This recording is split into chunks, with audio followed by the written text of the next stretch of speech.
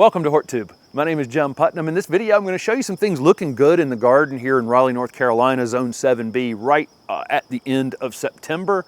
A lot of things, it's been a rough summer, and we haven't probably done as much maintenance in this garden as we did the last couple of years. Out of town some, just didn't water it quite as much. And so the things that really shined through tougher conditions have, you can really tell the difference between the things that took it better than others. So we're going to jump in and just show you some of the things. Did another video last week with 10 things as well, if you want to go back and take a look at that one. This week, I'm going to talk about Ajuga, because the Ajugas, we have several Ajuga in the garden that look pretty daggone good right now. There's so many great varieties with black foliage and purple foliage and interesting, they have the little purple flower spikes, but most of the time we're just growing it, as a ground cover. I put up a video on 10 great ground covers a couple weeks ago. Ajuga was one of them. They tend to need a little bit more moist conditions. They're for shade, but not necessarily super dry shade. They tend to get a little smaller in really dry shade conditions. So if I put them on this side of the path back here is drier, this side of the path is slightly more moist, and the Ajuga does much better here. Sometimes it's testing those kinds of things too. You can put a ground cover someplace and it'll move the direction it wants to be in the garden and away from the area that's, that's not appealing to it. So some of your shade things are going to want dry and some are going to want wet. But Ajuga's fantastic because typically the deer don't eat it, typically the rabbits don't eat it. It's urine tolerant, it's in a group of plants in that Lamiaceae that, are typically rugged plants that things just don't mess with in general. That's not to say rabbits won't eat it, because rabbits will eat almost anything. If they feel like they're in a protected space, sometimes they'll eat things that are even unappealing to them just to make sure that they're not coming out and getting eaten, because that's what rabbits do. They get eaten. Mojo Pittosporum here on the other side of the Ajuga is one of our absolute favorite evergreen ornamental plants. This is the Southern Living Plant Collection piece. These three plants have never been pruned. I think, I've run over the edge of this one with the wheelbarrow a few times, bringing mulch back here so you can see it's got kind of a flat edge to it. But other than that, absolutely nothing. They handled that December freeze like champions without being covered or anything. So we're right on the edge of where these Pittosporum, can get some cold damage. These will flower, like other Pittosporum, kind of down in the middle of the plant with a little fragrant flower in the spring. You don't see the flower very much, but you'll smell the Pittosporum when they bloom. I'm not growing this for flowers at all. You can just see they're just perfect little variegated mounds with just, again, no maintenance. This is park shade conditions. They're getting some direct sun midday-ish, and then the shade's taking over in the afternoon. Morning shade, afternoon shade, little midday sun, that's it. And they're just perfect little low doming mounds with no maintenance. Another video that went up in the last couple weeks was a video on narrow growing trees and shrubs. And this Tokyo Tower Chionanthus was in that video. It was photos that I had taken over at the Raulston. They have a couple behind their little rose garden over there. This is just a fantastic tree. It's been in several videos over the years. When you have a small garden like this, it's great to have something that you can get a vertical element. This one is, at this point, probably 9.5 feet or something like that. This is the Chinese Chionanthus or Chinese fringe tree. The regular Chinese fringe tree gets wider than it does tall. I've seen them as wide as 30 feet wide and 20 feet tall, something like that, maybe 25 feet tall. This one is just very vertical growth habit. We have a native fringe tree as well, fantastic plant. But the Chinese fringe tree, which is not invasive, has really great foliage. They both actually have really great foliage. And then blooms in the spring.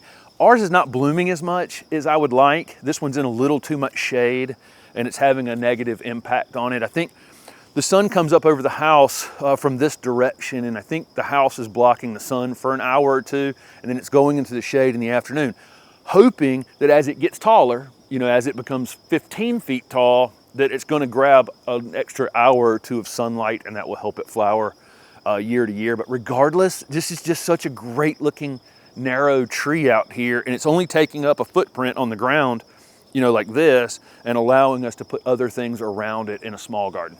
Next up is a dwarf version of a native shrub to the southeast. This is Viburnum obovatum. This one's called Raulston's hardy. Have a whole video on this one if you want to see it. We filmed it. It's on the Garden Plants with Jim Putnam channel. It was filmed over at the DHL library on NC State's campus, and they have 50 plus planted in one area around some student seating outside the library. And they are 12 months out of the year, you can find flowers on them. You know, when you put 50 of them together, they're definitely flowering all the time. This one, starting to get some cool nights and immediately starts opening some flowers. This thing's never been pruned. So what you're looking at is a plant that's been in the ground for probably coming up on 3 years, 3 full seasons at this point. It's 2.5 feet tall and 3 feet wide, and it's in the shade where you would expect it to be stretching. And it's just not, and it's also very dry back here. This would be one of the last things that would get water in this garden. This thing's been super, super industrial. I have had a couple comments on that video about some of these getting much taller really quickly.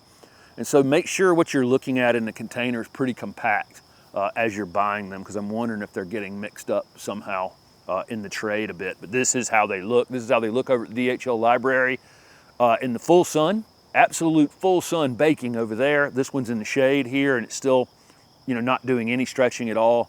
Another video you can find on the channel is how I do this easy rooting technique, cutting a slit here in the side of this 1 gallon container, putting a brick on a branch and rooting this plant. So I can take this Raulston's hardy Viburnum and make an extra one or 2 or 3 or 5. Really easy to root these kind of narrow, wide plants like this in a container like this. I can just cut it away. And then this is, you know, I got a new plant right there. So you can look up that video if you're interested in making more.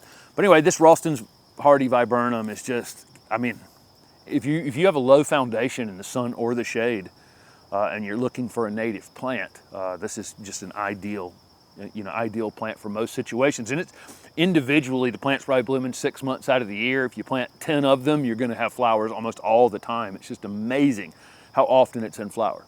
I really love deciduous azaleas, our native azaleas. Some of them that we call natives have been, there's some breeding work with some other species from other places too. So I never know whether or not they're actual native azaleas, but they have some part of them is native. This is the Sunbow series from the Southern Living Plant Collection. This is Solar Flare.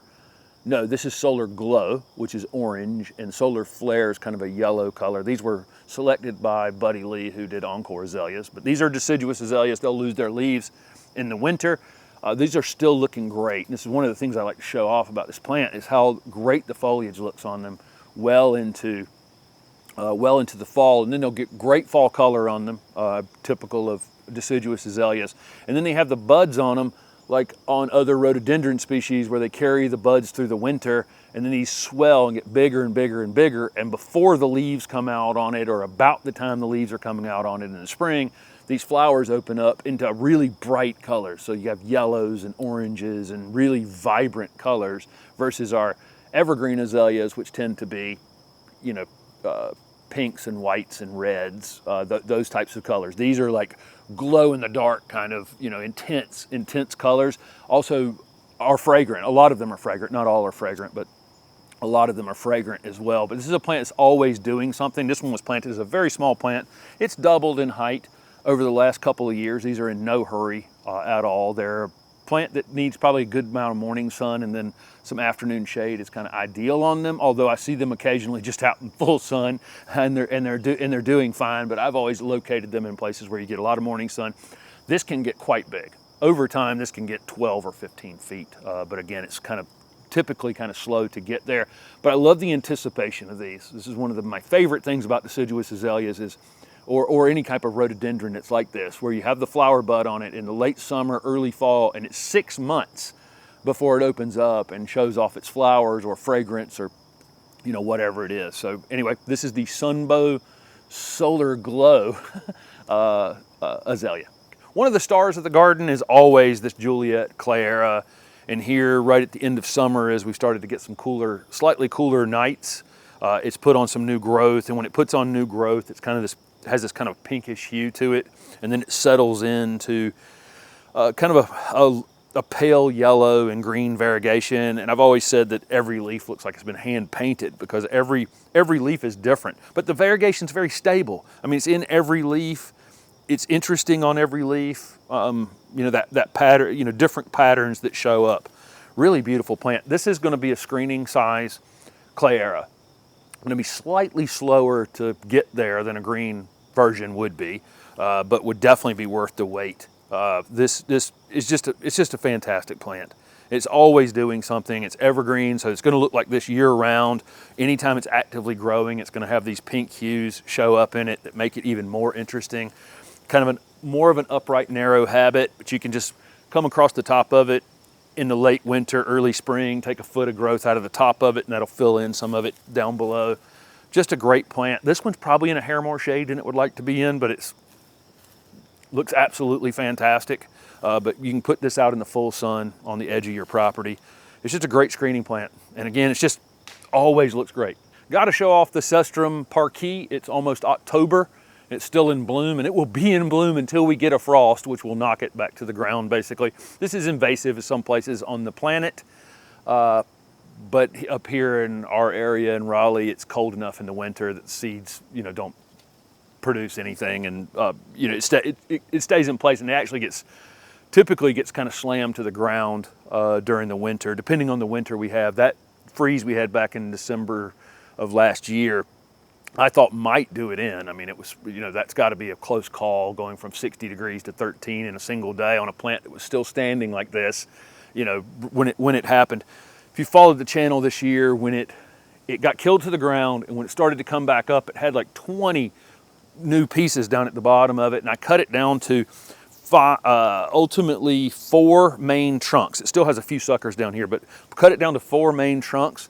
Didn't stake it, didn't do anything, just left 4 pieces standing there, and now they're rigidly upright, and it has bloomed continuously like this for at least, we're probably 4 months at this point, and it will probably bloom another month, you know, to the end of October before a freeze knocks it down. It smells like peanut butter.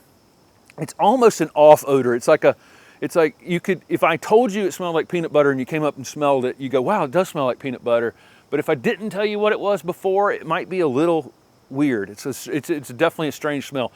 Hummingbirds, bees, all kinds of things, native, you know, all kinds of pollinators all in this thing all day long. And it's super, super showy. Standing out in the full sun, probably take part shade as well, but this is Cestrum parqui. Next up is this golden Oakland holly. This is another Southern Living Plant Collection piece. You may have seen the other one in the back garden behind the Raulston's hardy Viburnum back there.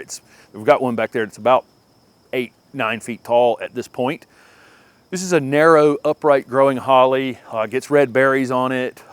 Oakland holly is a very popular green version of this that just, you know, grows upright and narrow, probably narrower than Nellie Stevens holly, tends to stay a little fuller than Nellie, but Nellie R. Stevens has been around so long that everybody knows what it is, and it's hard to displace it. Even though there are better upright, narrow hollies on the market for screening, Nellie will still continue always be, you know, out there on the market, you know, no matter how good the improved ones get. And I know there's an improved Nellie coming as well that stays much fuller, even, you know, stays fuller than Nellie as well. But anyway, this is golden Oakland. You can see, because it's got this chartreuse variegation on the outside edge of every leaf, has this kind of yellow or chartreuse color on it. Variegation, you know, when on the new growth in the spring is very, very showy. By late season, as the growth has slowed down on it, it's not quite as bright as it was earlier in the year, but it still looks fantastic. This one's in a large container, elevated off the ground. The one in the back garden is in the ground and has grown quite a bit more. The container's gonna stunt the growth on it. This thing will probably get 15 to 20 feet tall in the future and be 4 or 5, 6 feet wide down at the very bottom. So very upright, narrow, great for corner foundation. If I'm gonna continue to do those upright, narrow plant videos like that Tokyo Tower Chionanthus I talked about.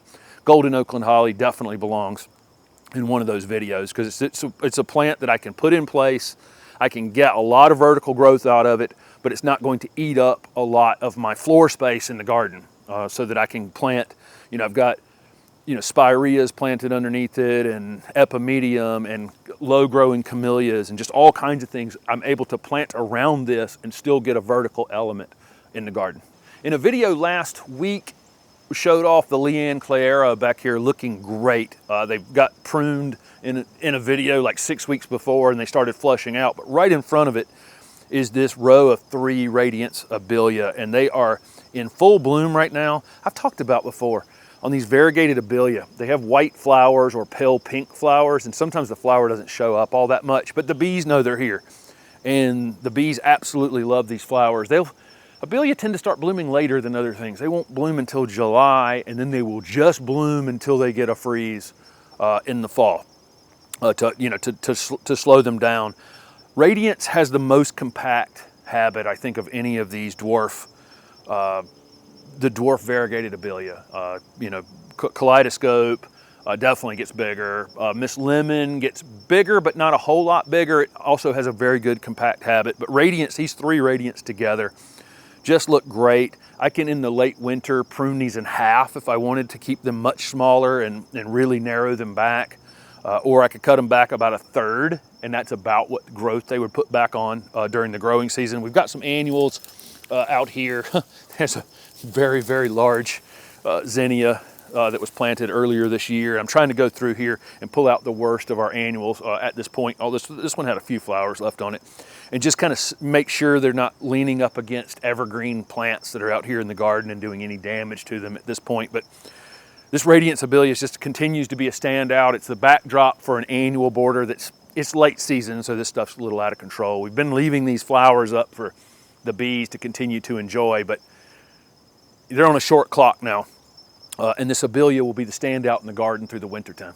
The annuals are definitely slowing down. It's the end of September here, and so even the zinnias, which have been the zinnias and the vinca have been definitely the stars of the annuals out here in the garden again this year. They're starting to slow down. They're going to come out in the next few weeks. I'm again leaving some of these seeds for the birds to take, and some of the there are a few flowers still opening on them that the pollinators are taking advantage of. So even though it looks a little rough, we'll leave it in place for an extra few weeks for them. But then when those come out, the stars of the garden become the conifers and the evergreen shrubs, or the contorted shrubs, or the shrubs or trees that have interesting bark if they do lose their leaves. Those are the things that become the stars. And this dwarf Chamaecyparis will definitely be one of those stars in the winter garden. When we say dwarf and conifers, a lot of times we're really not saying it will stay very, very small, because I've seen these dwarf Chamaecyparis 15 feet tall, so it's going to continue to grow over time. What dwarf and conifers typically means is it grows slower than the parent plant. So this one can be kept much, much smaller. You can see, though, it has a very vertical growth habit. As long as it's getting good light around it and we're not allowing these annuals to pile up around it, it will keep the foliage down to the bottom. If you allow things to block the sun from getting to the bottom of it, it'll eventually limit itself up into a small tree. Either way, doesn't matter. Great, great plants. They can be, pruned in the late winter, early spring a bit to control the size on them. I know sometimes when I'm planting things that they're on a limited time. There's a limited amount of time they can be there. Probably 10, 12 years from now, this plant's not going to have this fresh, super fresh, soft looking look that it has to it now, and it's right up here by the entry door. So again, some point in the future, it'll probably be transplanted to another spot, or dug out and given away, or disposed of, whatever. It doesn't really matter. But in the meantime, it's just the perfect piece to have as a center point around in this annual bed and up near the front door entryway. So there you go. There's some of the things that are looking good in the garden. I did a video last week similar to this, just bouncing around and showing off the things that kind of survived a little more abuse in the garden than we would typically give, just because, again, being out of town for weeks at the time during this year really allowed us to see what the true standouts in the garden are. So what's looking good in your garden?